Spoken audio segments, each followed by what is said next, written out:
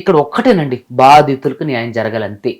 ఇక్కడ సుబ్బు ఫేమ్ అవ్వలేదు, మంగ్లీ తప్పు చేసినట్టు కాదు. హ్మ్. బాధితులకు న్యాయం జరగాలి. అది ఏం చేస్తే జరుగుతుంది? మాతో కలిసి రండి, స్టేట్మెంట్లు ఇవ్వకండి, క్రియాశీలకంగా దాన్ని చూపించండి.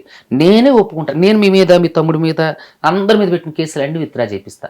నేను అంటే కూడా చేసుకుంటా. ఇక్కడ ప్రూఫ్స్ అన్ని మీరు బయట పెట్టారు అవును. మంగ్లీ తప్పు ఉంది అని. సో మరి మంగ్లీ గారు ఎందుకు ప్రూఫ్స్ బయట పెట్టలేకపోతున్నారు? లేవనా? లేవు కదా. ఇప్పుడు అడ్వకేట్ సుబ్బు 10 లక్షలు అడిగింది నన్ను, ఏదో ఒక ప్రూఫ్ చూపించమనండి. ఏదో ఒక చిన్న వీడియో రిలీజ్ చేశారు. దాంట్లో ఒక మ్యూజిక్ డైరెక్టర్ గారు నా గడ్డం పట్టుకుని బ్రతిలాడుతాను, సార్ ఆడపిల్ల సార్ వదిలేనంటే మీరు నా పని ఏం చేయాలో మీరు నాకు చెప్తారని. అంతేగాని దాంట్లో ఏమన్నా నేను ఆవిడ బెదిరించినట్టు, భయపెట్టినట్టు, తిట్టినట్టు ఏమన్నా ఉందా? లేదు. ఏంటంటే ఆవిడ దగ్గర ఉంటే బయటపడతారు కదా. ఏం లేవు కాబట్టే అక్కడ వరకు ఎందుకు? ఆవిడ నార్సింగిల్ నా మీద పెట్టిన కంప్లైంట్కి ఇప్పటి వరకు ఆధారాలు ఇవ్వలేదు. ఓకే. ఎందుకు ఇవ్వలేదు? మరి నేను పంజాగుట్ట పోలీస్ స్టేషన్ నా దగ్గర ఉన్న నా స్టేట్మెంట్ ఇచ్చా, ఐ విట్నెస్లు ఇచ్చా, నా దగ్గర ఉన్న ఆధారాలన్నీ ఫోన్ చేసిన ఫోన్ కాల్తో సహా ఇచ్చేసాను. ఓకే. ఇక్కడ నేను ఏమంటానంటే మంగ్లీ గారికి ఆప్షన్ లేదు. నిజంగా ఇప్పటికైనా సరే, ఇప్పటికి స్టిల్ ఈ రోజు కూడా నేను మంగ్లీ గారిని ఆహ్వానిస్తున్నా. బాధితులకు న్యాయం జరగాలండి. ఈ కేసులు నెలల కొద్ది నడవాలనో, మీడియాలో నలిగిపోవాలనో, మీడియాలో ఇంటర్వ్యూలు అవి ఏం కాదు. ముందు బాధితులు చాలా బాధపడుతున్నారు. రేపు వాళ్ళు తినటానికి తిండి లేకోకుండా హార్ట్ అటాక్లు వచ్చి సూసైడ్ చేసుకుని చచ్చిపోయే పరిస్థితికి వస్తున్నారు. దయచేసి శవాల మీద రాజకీయాలు చేయటం నాకు ఇష్టం లేదు. అది నా ధ్యేయం కాదు.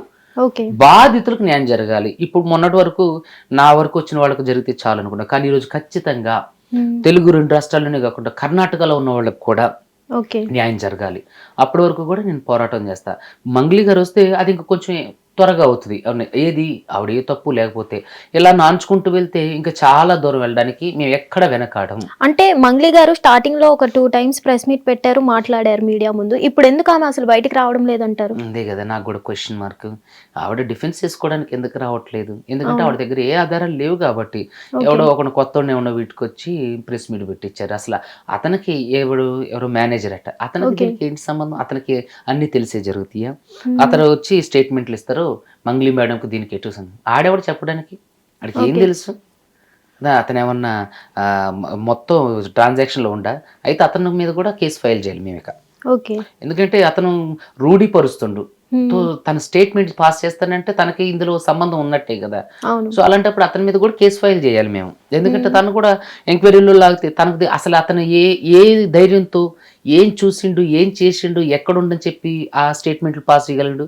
సో కాబట్టి అతని మీద కూడా మేము కంప్లైంట్లు చేస్తాం. ఇక అతను కూడా లాగేస్తే కేసులోకి ఒకవేళ తన హస్తం కూడా ఉందేమో, అతని మేనేజర్ హస్తం కూడా ఉందేమో, కాబట్టి అంత ధైర్యంగా ప్రెస్ మీట్ పెట్టగలిగాడు. నేనేమంటానంటే శివ చౌహాన్ కూడా ప్రెస్ మీట్ పెట్టి ఫోటోలు చూపిస్తారు ఎందుకు? ఆధారాలు ఇవ్వమంటుంటే ఇప్పుడు మేము ఆధారాలు ఇచ్చును, ఫోటోలు ఇచ్చును, వీడియోలు ఇచ్చును, డబ్బులు కట్టి లెక్క పెట్టే వీడియోలు ఇచ్చును. ఆవిడకు సంబంధించిన ఇప్పుడు అడ్వకేట్ సుబ్బు అంటే పిచ్చి పట్టేదో చెప్తున్నా అనుకుందాం. మరి బాధితులందరూ కూడా మంగ్లీ పేరు ఎందుకు చెప్తున్నారు? అసహ్యంగా తిడుతున్నారు.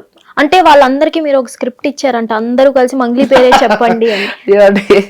భలే మాట్లాడతారు క్షమ మీరు. అసలు నేను ఏమంటానంటే స్క్రిప్ట్ ఇస్తే చచ్చిపోతాను. మీరు బాధితుల్ని రెచ్చగొడుతున్నారంట. అసలు వాళ్ళు ఎవరో కూడా నేను తెలియదు. నేను ఎప్పుడు వాళ్ళని కలిసింది కూడా లేదు. నా బాధితులు తప్ప నేను వాళ్ళని ఎప్పుడు కలవలేదు. మొన్న అతను చనిపోయినప్పుడు వాళ్ళ అమ్మను పరామర్శించడానికి నైతిక బాధ్యతగా, వాళ్ళందరితో కలిసి మాట్లాడాల్సిన బాధ్యతగా నేను అక్కడికి వెళ్ళి, నేను శేఖర్ భాష గారు వెళ్ళి మాట్లాడి మా సానుభూతి తెలియజేసి మాకు చేతనైన సహాయం చేసి వచ్చాం. సో స్క్రిప్ట్ అసలు వాళ్ళు ఎవరో తెలియదు. అది స్క్రిప్ట్ ఎందుకు చేస్తారండి? అది ఒక పెద్ద స్కామ్ నేను బయటికి తీసుకొచ్చింది. దాంట్లో స్క్రిప్ట్ ఉంటుందా? నిజంగా అది వినడానికి హాస్యాస్పదంగా లేదు, ఎంత రెడిక్యులస్ గా ఉంది. సో ఒక్కళ్ళకి ఇద్దరికి ఇస్తాం కానీ 100 మందికి స్క్రిప్ట్ ఇస్తారా? సో ఇది చాలా రాంగ్. బాధితులకు న్యాయం జరగాలండి. ఒకటే ప్రజలు కోరుకునేది ఒకటే, బాధితులు కోరుకునేది ఒకటే, బాధితుల తరపున ఉన్న న్యాయవాదిగా నేను కోరుకునేది ఒకటే. ప్రజలకు న్యాయం జరిగితే, బాధితులకు డబ్బులు ఇస్తే చాలు, కేసులన్నీ వాపసు.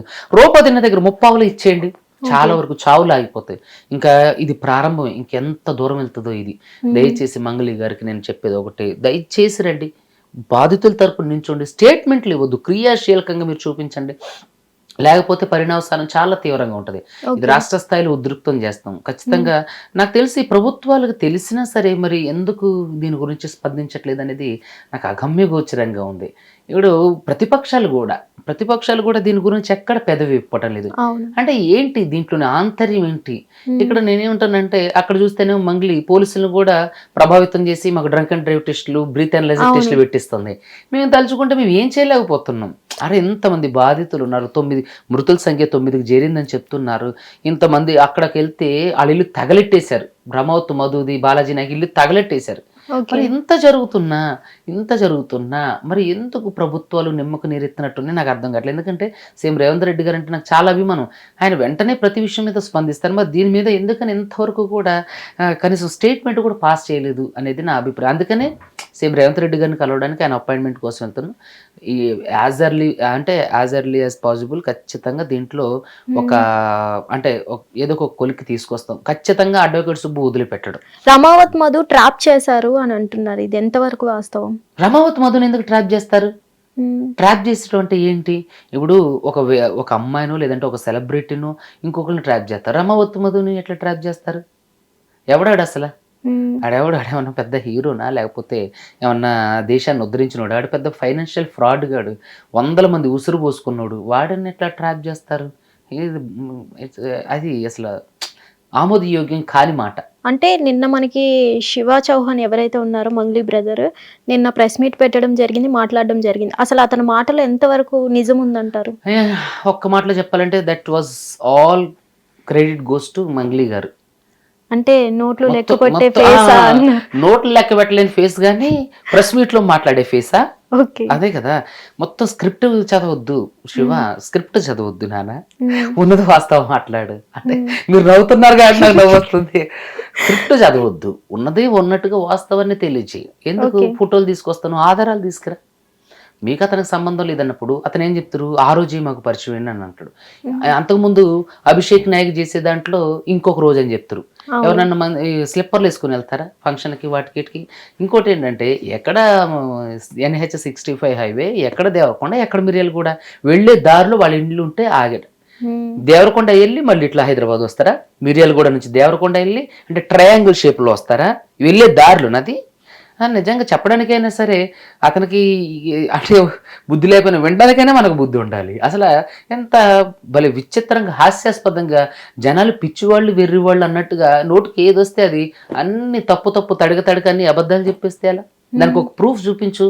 సరే వెళ్ళి భోజనం చేశారు, మరి వాళ్ళింటికి వెళ్ళి అతను మీ బ్యాండ్లో ఏం చేస్తుండో, అంటే ఒక్క భోజనం చేసినందుకే నింద మోపుతున్నారు, భోజనం చేయడం కూడా తప్ప అని అయితే అడగడం జరుగుతుంది. భోజనం చేస్తే తప్పు మోపట్లా, అతనితో కలిసి ఫ్రాడ్లు చేస్తే తప్పు మోపుతున్నారు. భోజనం చేసిన పాపానికి ఇదంతా మాటలు. అసలు ఫస్ట్ లో నాకు ఆడెవడో తెలియదు అన్న ఆవిడ ఇల్లు కొనుక్కొని డబ్బులు ట్రాన్సాక్షన్ అనే దగ్గరికి వరకు వెళ్ళిందంటే ఆవిడ అబద్ధాలు చెప్తుందని ప్రజలకి అర్థమవుతుంది, మీకు అర్థమవుతుంది కదా. ఇప్పుడు ఫస్ట్ లో ఏముంది, పంజాగుట్ట ప్రెస్ మీట్ లో ఈ మధు ఎవరు, ఈ హేమాకాంత్ రెడ్డి ఎవరు, అడ్వకేట్ సుబ్బు ఎవరో నాకు తెలియదు, ఇదంతా ఏంటి కథ అన్న?